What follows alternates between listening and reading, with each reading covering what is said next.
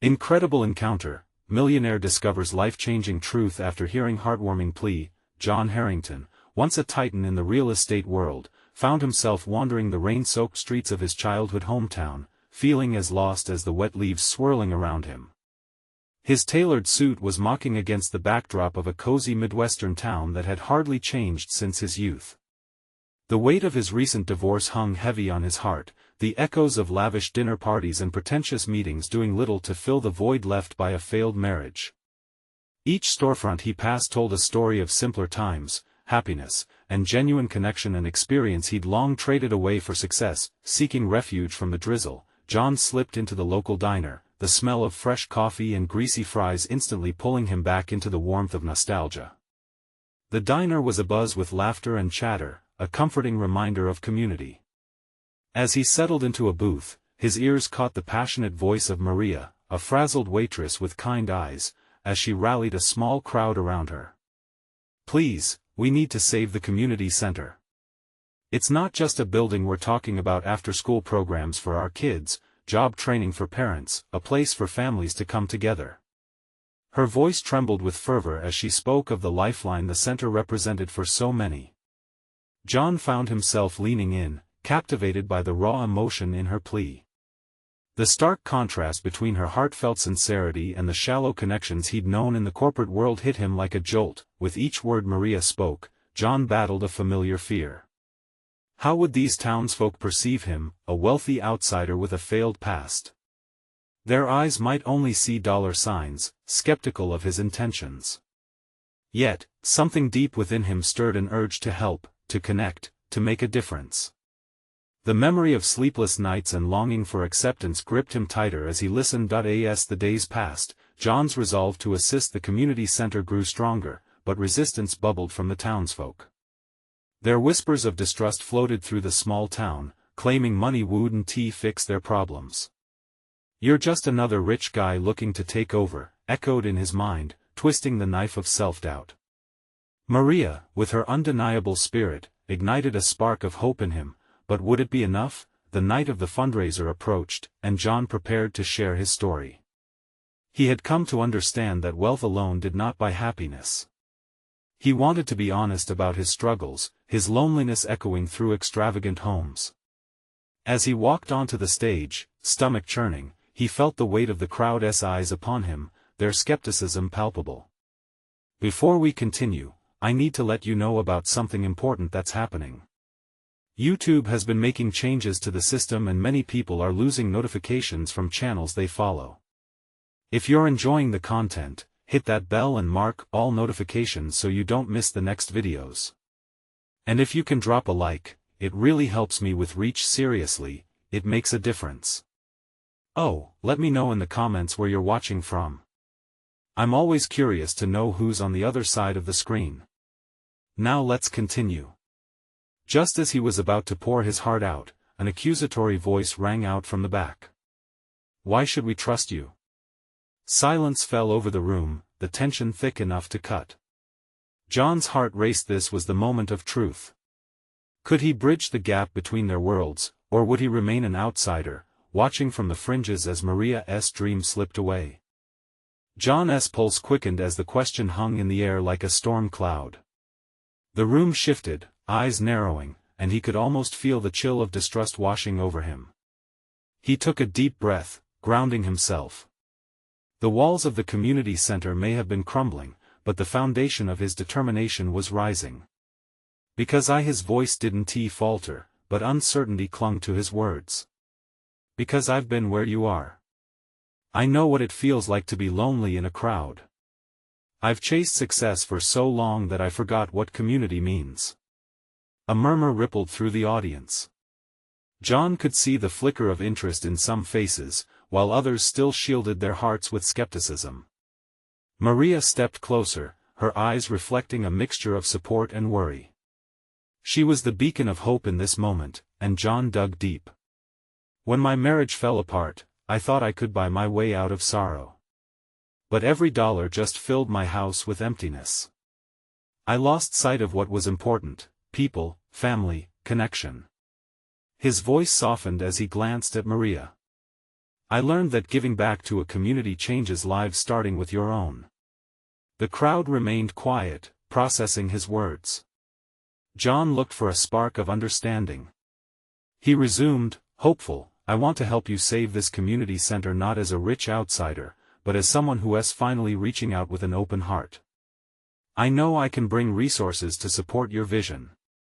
Another voice broke through, this one softer, but laced with bitterness. What if you're just here to make yourself feel better? John met the speaker's gaze, a woman in her 50s who seemed worn down by life's harshness. He could see the hurt in her eyes, but also the glimmer of fear. If it's only for me, then I'm doing it wrong. But I truly want to see change, a real change. People here deserve more than what they've been given. You fought hard to survive, and I'd like to fight alongside you. The room shifted again, a ripple of empathy breaking through the fortress of skepticism. I'm not here to take over. I want to walk with you, through the challenges, he added, gripping the edge of the podium, seeking connection. Help me understand what this community really needs. Let us build something together. There was a moment of silence, one of reflection, before an elderly man in the front spoke up. What's in it for you? Why do this? The truth? John answered, his heart pounding in his chest. I want to belong, to be part of something bigger than myself. I've spent too long being a stranger in my own life. This is my chance to fill the void I've created. As some nodded, hesitant smiles began to break the tension. He noticed Maria standing taller, her spirit renewed. John felt a surge of warmth, a flicker of hope igniting in the room. He took a deep breath and continued, if we can come together tonight, we can start something that lasts. That could be the real legacy. Will you give me a chance? Just when it felt like the tide was turning, a shadow moved at the back of the room. A tall figure emerged, someone familiar, with disapproval etched across their face. Someone from his past, someone who could expose the cracks in his newfound purpose. John, are you really going to gamble your reputation on this? What do you think you're doing? The voice cut through the revived atmosphere, and John's heart sank. In a single moment, everything he hoped for hung by a thread. Would he stand his ground, or would old fears pull him back into the shadows of his former life? John's heart raced. The voice at the back was a reminder of all the mistakes he had tried to leave behind. It was Greg, his former business partner, a man who thrived on criticism and judgment. That familiar feeling of inadequacy threatened to swallow him again. He turned slightly to face the crowd and felt the weight of their expectations pressing down on him. Greg, it's not a gamble when you're betting on something real, John replied, his own voice stronger than he felt. It's about making a difference, not just in my life, but in all of ours. The crowd stirred. Whispers curved through the air, uncertainty mixing with rising hope. John could see Maria's eyes wide, urging him to stand firm. He took a breath, searching for the right words to quell that nagging fear in his gut. You all know what this community center means to you, he continued. It's a space for dreams, for connections, for hope. This isn't about me saving face, it's about us reclaiming what we've let slip away. Greg sneered, arms crossed as he stepped closer. And what happens when the money runs out, John? Are you going to walk away like you always do? The room fell silent. John clenched his fists, grounding himself. He thought of the hollow nights spent in a big house filled with expensive things but lacking warmth. He thought about how he had built walls around his heart, isolating himself from truly living. No, Greg. This time is different. I'm not just throwing money at a problem. I'm investing in lives, and I'm right here. He turned to the audience again, their faces painted with disappointment, longing, and tentative trust. We can do this together. I know it won't be easy. The truth is, this community needs partnership, not just charity. For too long, we've let doubt stop us. I'm asking you to believe in this place in us. At that moment, someone in the back raised a hand, a young woman with braided hair.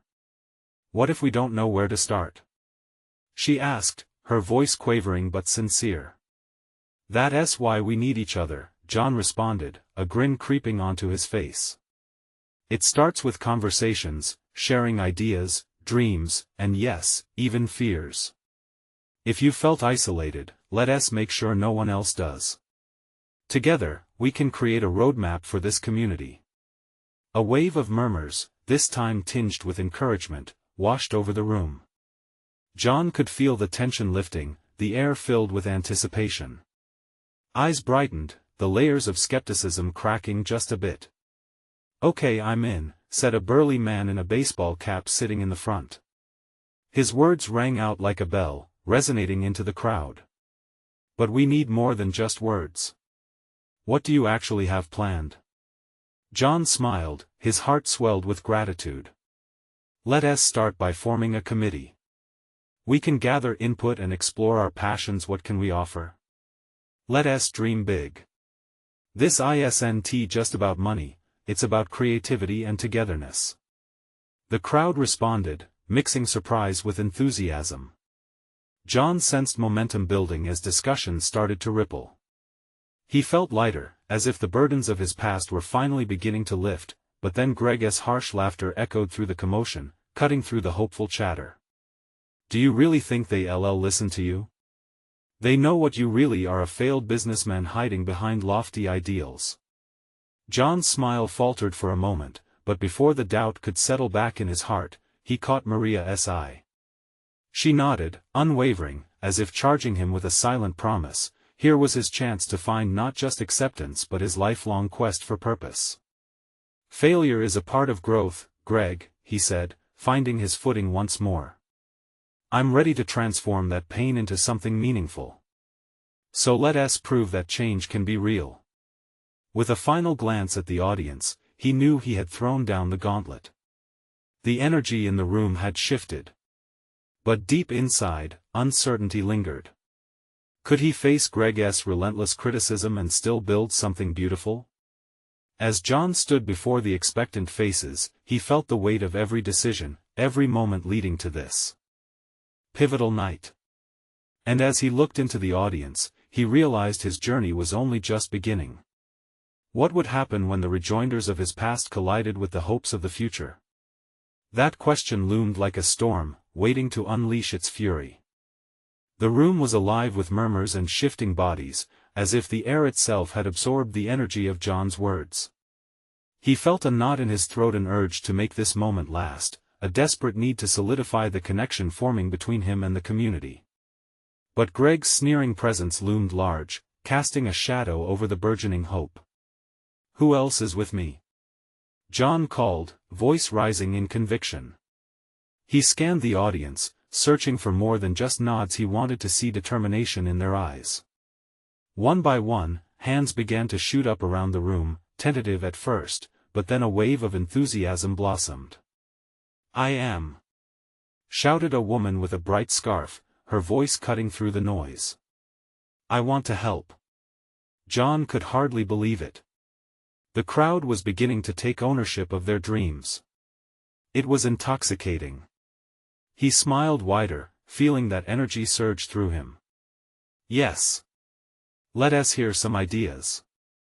What do you want to see happen here?" "Art classes," someone called out. "After-school programs for kids," shouted another. Laughter punctuated the statements, and for a moment, John felt as though the weight of the world had lifted.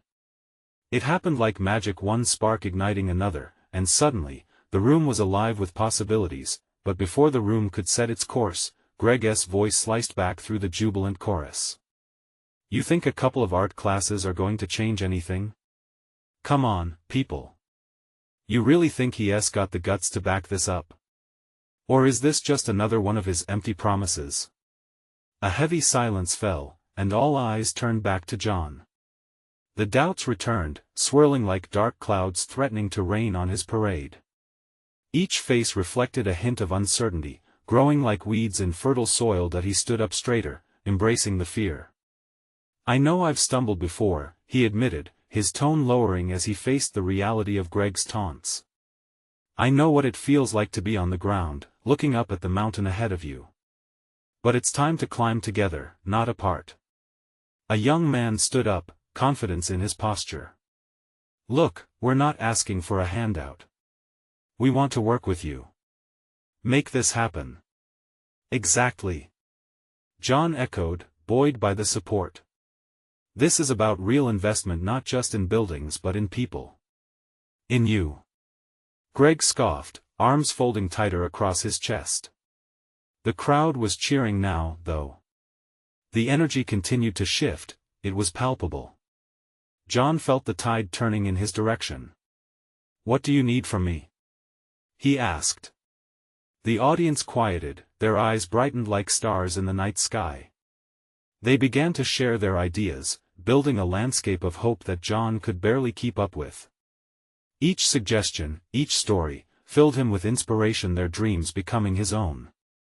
It became clear to him, they needed a leader willing to listen, one who would validate their struggles and champion their vision. As the conversations began to coalesce into something more substantial, a sense of purpose flooded through John. He could feel himself awakening to the possibilities, the real potential for change. But just as the momentum reached its peak, a shadow fell over the pocket of light he had created. Silence engulfed the crowd as Greg's voice slithered back in with mocking authority. "This is really cute, John. But remember, cute isn't enough to keep the lights on. And I'm not going to let you sell these people a dream enough." John interjected, his voice rising over the adversary's disdain. For just a moment, he felt himself break free of the chains Greg had wrapped around his confidence. "They deserve better than your cynicism." The audience erupted into applause, a surge of approval that trembled through John's marrow. Perhaps they were starting to believe in him after all. Still, the gnawing uncertainty in his stomach loomed large. What if Greg had a point? Amid the cheers, John felt the pulse of potential but also an undercurrent of fear threatening to drown him. Would it all come crashing down? Would he be able to gather enough strength and support to make this vision thrive? And more importantly, after facing Greg's relentless jabs, what else lay ahead in this daunting journey? As the excitement settled, John looked out at the crowd, his heart full but his mind racing with questions. What were the next steps, and could he conquer the challenges that awaited? The future beckoned ominously, yet he could not resist its call. The room was still buzzing with energy, the applause fading into whispers of newfound hope. John could feel every heartbeat in the crowd, a symphony of possibility echoing in his ears. For the first time, he sensed the strength of community swirling around him, lifting him higher than he had dared to dream. As conversations began to spill over, John took a deep breath, trying to channel that energy into a plan. "All right, everyone, let us shape these ideas into something concrete." His voice rang out, and he felt the ripple of enthusiasm crackle through the audience once more. A man with gray hair and glasses stood up. "What if we host a community fair? We could showcase local talent and raise funds for the programs we want."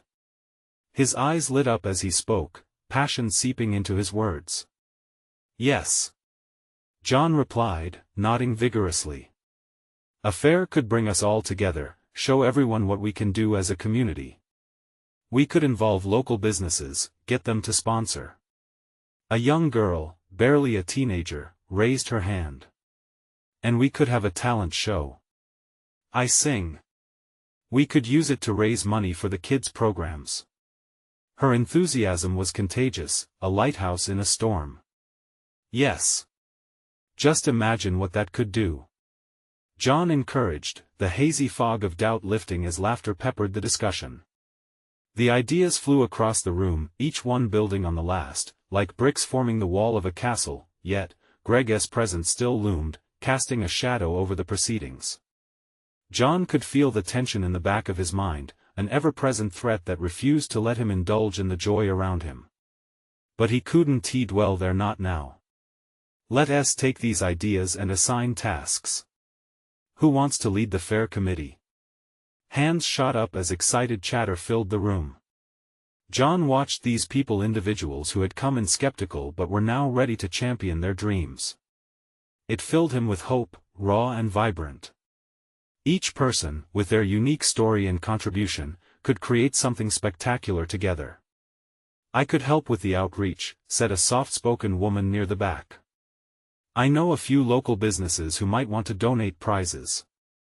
"Perfect. And we'll need volunteers for setup and logistics," he added, feeling giddy at the thought of the community rallying around a common goal.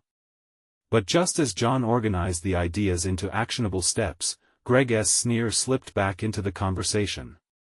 "And what about the money? You think local businesses will just throw away their cash? You're just daydreaming again, John." John clenched his fists, channeling the frustration he felt. "No, Greg, this is not just a dream. This is a plan." He caught the eye of the young girl, determination shining in her gaze. "We can show the community what we can do together. There's strength in unity." With each word, John felt his own voice growing steadier. Greg may have had his doubts, but he had what mattered most, the belief of the people keying into his vision. Suddenly, the air shifted again. The sound of laughter gave way to a quiet anticipation, and for a brief moment, John sensed the whole room aligning behind something bigger than themselves. From the back, a woman stood, her voice shaky but resolute. "What if we put together a mutual aid fund? To help those who are struggling right now?" She fidgeted with her sweater, but her eyes sparkled with hope, urging others to agree. Silence enveloped them, the weight of her proposal hanging firmly in the air.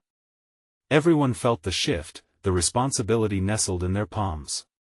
What if they could not just dream of a brighter future, but take real steps toward it? The question lingered. John's heart raced, and he searched the faces around him for affirmation.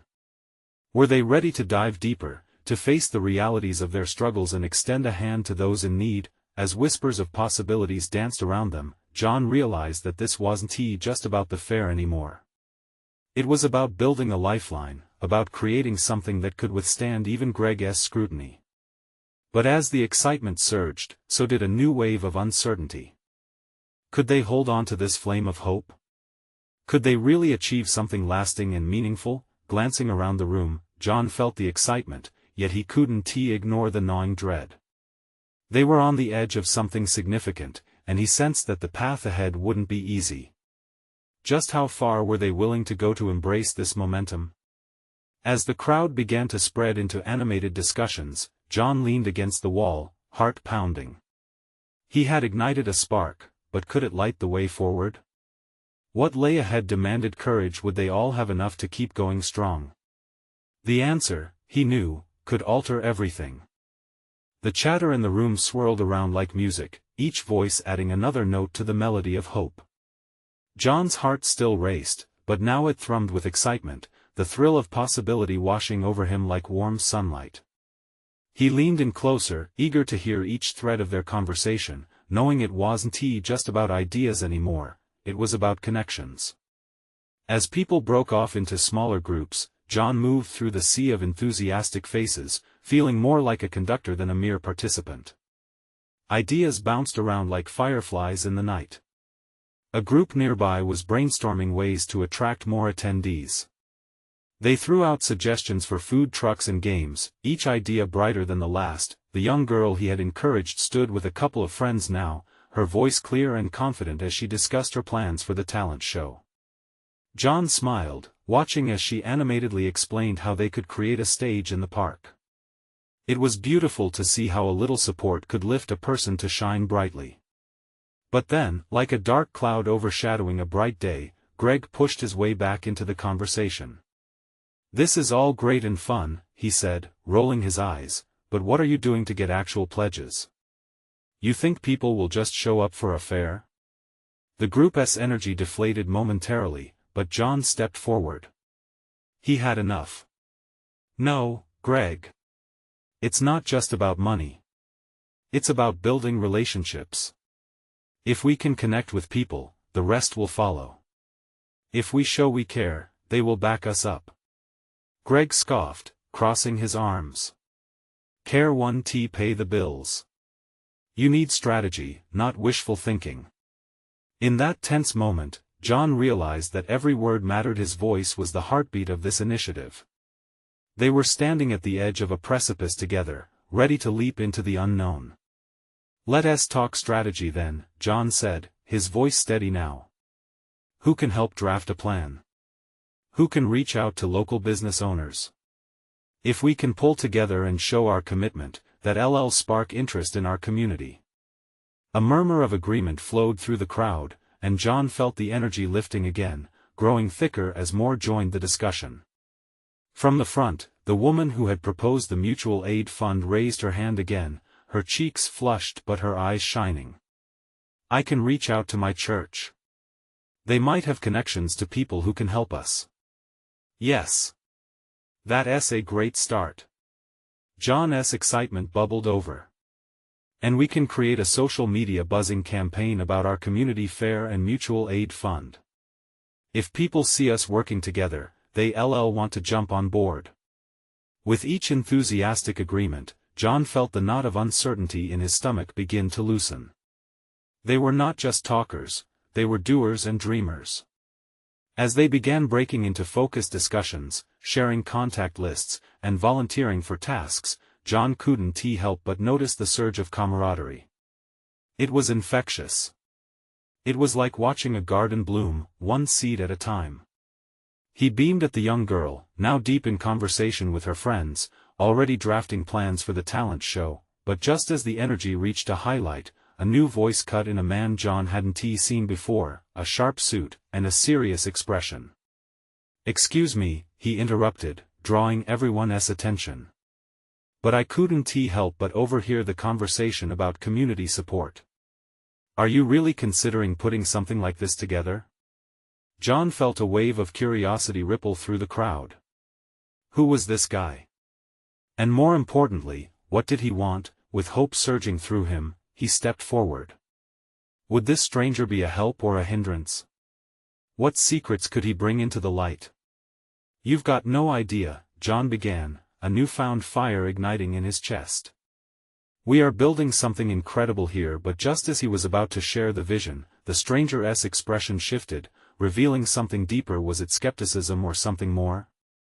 As the room held its collective breath in curious anticipation, John felt the weight of the moment press down on his shoulders.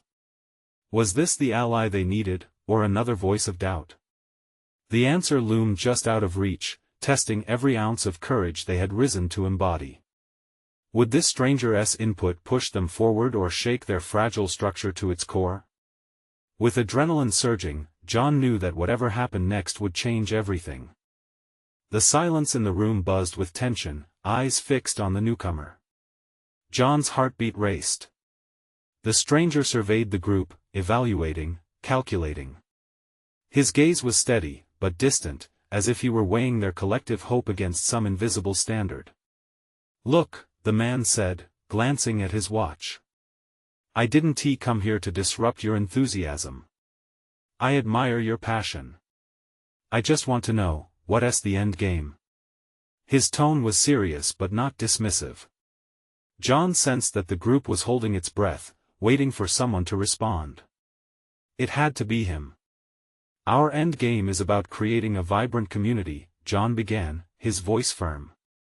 "We want to bring people together through fun events, to cultivate relationships that spark real change. We believe we can uplift each other, and in doing so, lay the groundwork for greater support and cooperation." The man raised an eyebrow, intrigued but still skeptical. "And you're counting on a fair to do that?" "Not just a fair. It's about celebrating our shared stories, our talents," John pressed, his passion bubbling over. "Imagine a space where individuals feel noticed, where they want to contribute. It creates a ripple effect." The stranger shifted, visibly interested, yet still on the verge of retreating. "In theory, sure. But I've seen many community initiatives fizzle out quickly. What's your plan for longevity?" A whisper of doubt curled in John's stomach. He'd thought of that, but had no concrete answers yet. Greg scoffed again, shaking his head. "See?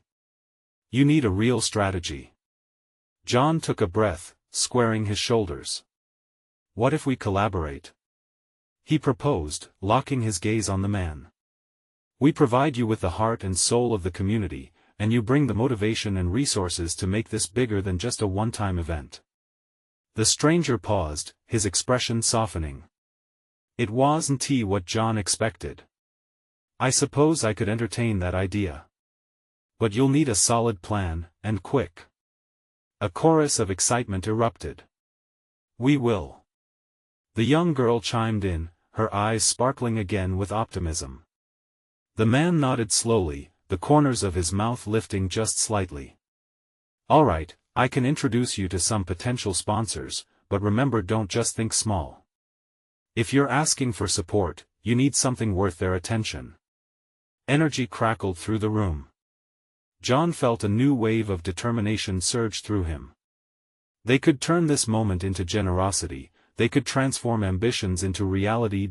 As discussions bubbled back to life, ideas blossoming in all corners, John caught the stranger's eye. What's your name? He asked. Derek, the man replied, extending a hand.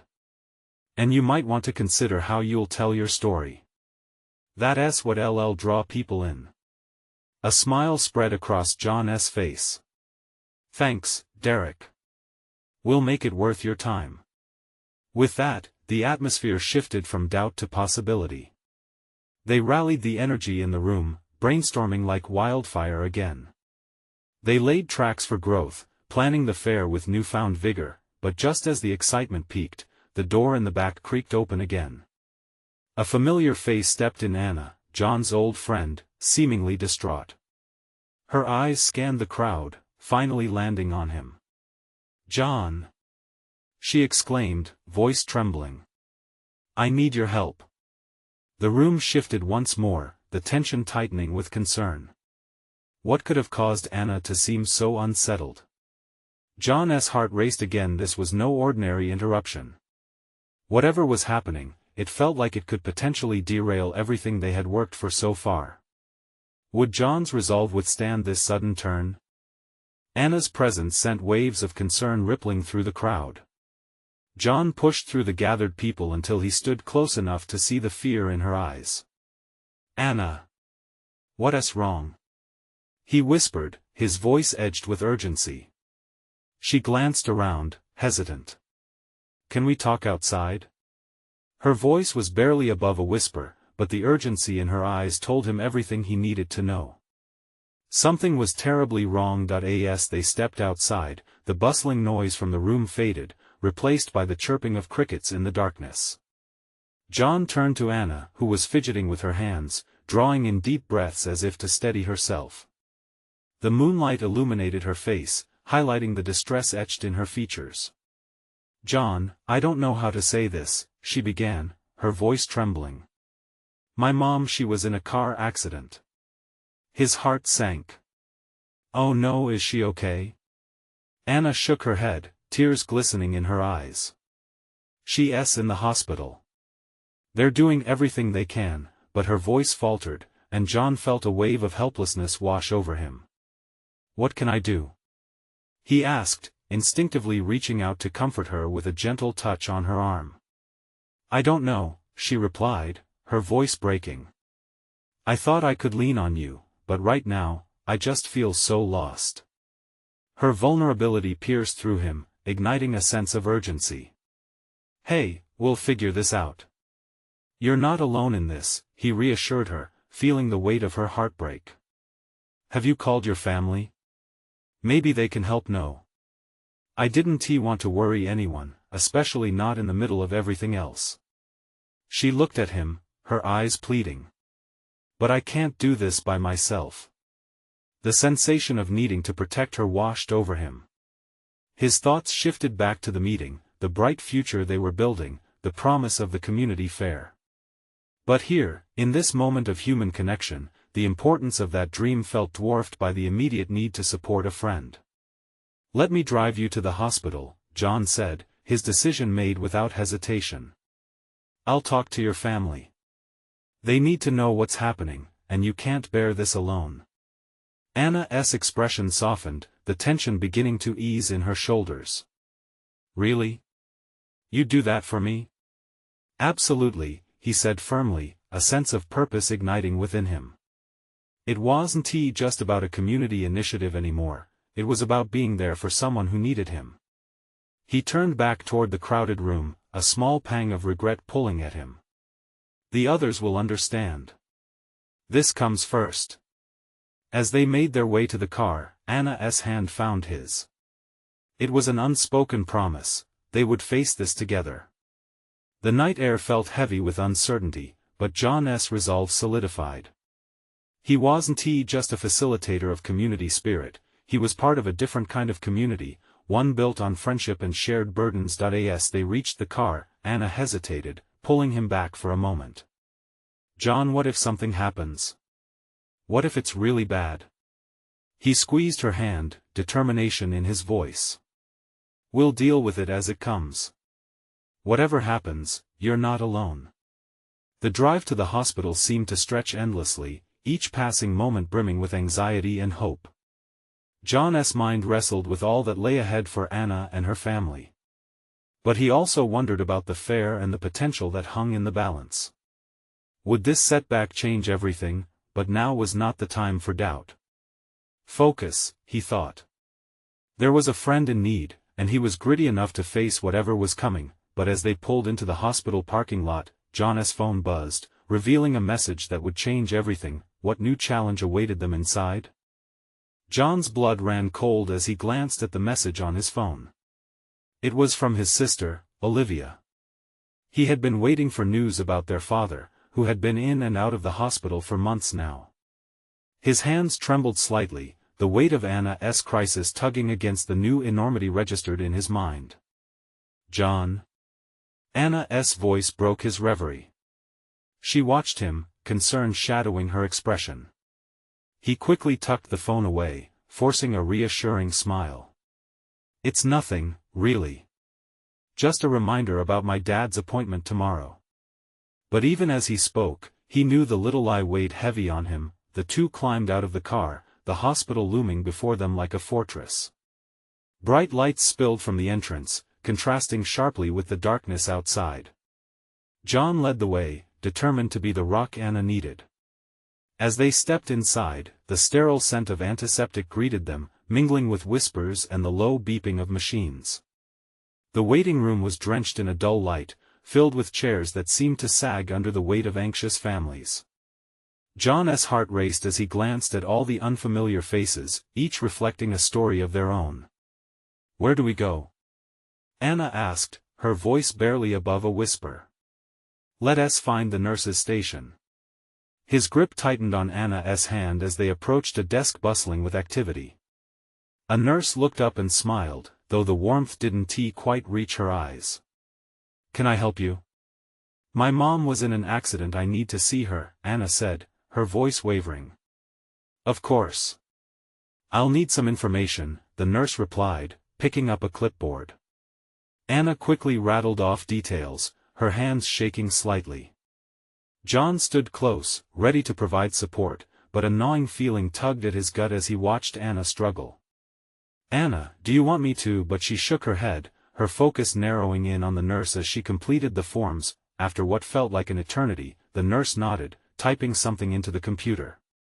She's in the ICU. You'll need to go through the waiting area. Follow the signs. As they moved through the halls, John couldn't help but glance at the doors marked investigation and recovery. The sterile environment felt overwhelming, and he tried to keep his mind off his own family while being present for Anna. Arriving at the waiting area for the ICU, they found a few chairs against the wall. An elderly woman with kind eyes sat nearby, clutching a blanket as she stared blankly ahead. John felt the air thicken with tension, and he squeezed Anna's hand again, attempting to instill some strength in her. Why are we just waiting? Anna suddenly said, frustration leaking into her voice. I should be with her. Before he could respond, a doctor approached, the grim set of his jaw making John's heart plunge. He recognized the surgeon from the community, a man he had seen at town meetings. Are you Anna? The doctor asked, and John could feel the fear radiate from her. Yes, she stammered, clinging to John. The doctor took a deep breath, and something shifted in John's chest. The words that followed felt like a lead weight. There's been some complications. We need to talk. John's breathing quickened as Anna stared up at the doctor, dread enveloping them. How could this be happening when everything seemed to fall apart in their lives all at once? What if? Anna whispered, tears spilling from her eyes. John could feel his heart racing for a different reason now. He needed to be strong, to be the support she desperately needed. But as the doctor began explaining, John received another message. This one wasn't just news, it was a call for action that redefined everything he thought he knew about loyalty and love. What could possibly come next? John felt a wave of dread roll over him, mixing with the urgency of Anna's situation. The doctor's words blurred in his mind. He barely processed what was happening. His phone buzzed again, jolting him back to the present. He glanced down, fighting through the chaos in his heart and mind. It was a message from his sister Olivia. Dad's condition has worsened. He's asking for you. The words hit like a sudden winter chill. Panic flared inside him. What was he supposed to do? He couldn't abandon Anna now. She needed him. But his father needed him too. The doctor's grave expression pulled his focus. Anna, we need to hear what the doctor says, he murmured, grounding himself in her presence. With tears streaming down Anna's face, she nodded, forcing herself to listen. The doctor spoke carefully, explaining the complications with Anna's mother. We've done everything we can, but I can't promise outcomes, he said gently, his eyes reflecting concern. John felt the floor drop from beneath his feet. The world outside faded away, darkness closing in. He was floating in the chaos, a storm of emotions and impossible decisions. Suddenly, a voice broke through. John. It was Maria, emerging from the hallway. Her expression shifted from surprise to worry as she took in the scene. Is everything okay? Maria, John rasped, emotion thick in his throat.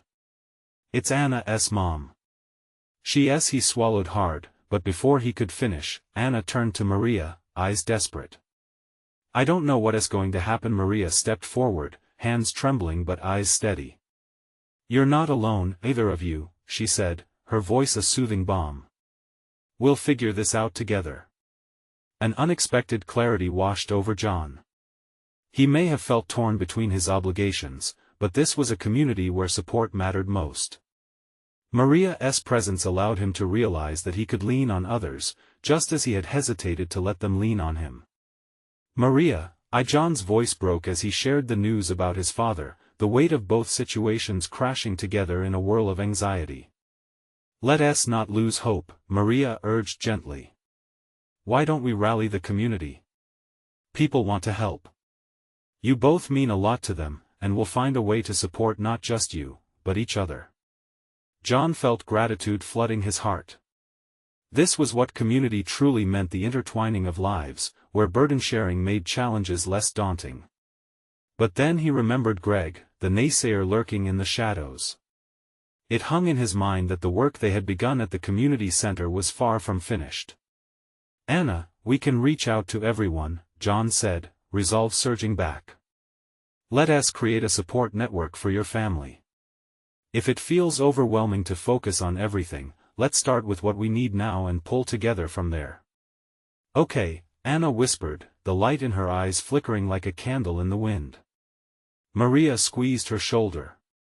Together, we can share ideas, help coordinate support, and even set up meals, care packages, things people can contribute, Maria suggested, her mind racing with possibilities. These connections begin with us opening up our hearts to each other.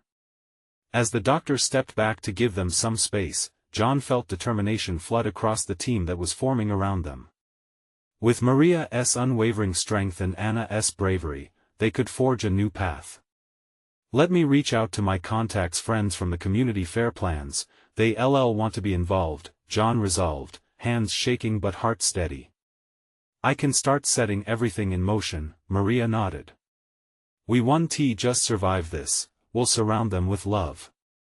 Holding on to Anna's hand, John leaned in closer. It won't be easy, but we'll create a wave.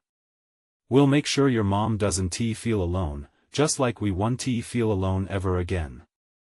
Anna's eyes glistened. And what about your dad? He needs us too. This means we'll open up a bigger network.